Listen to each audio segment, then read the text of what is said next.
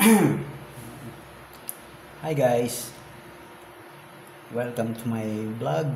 Okay, so for today's video guys, uh,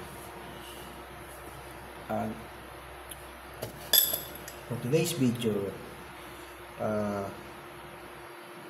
mm, gagawa gagawa ako ng uh, hindi.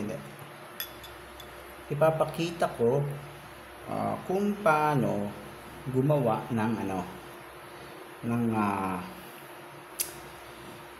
iba't ibang klase ng size at ibang klase ng size ng ng bilog.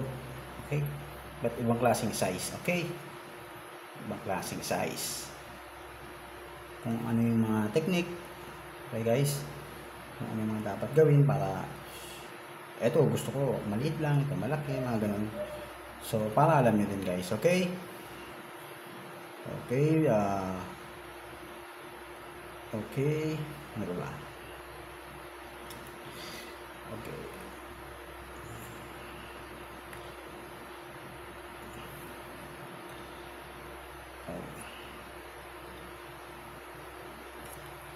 oh.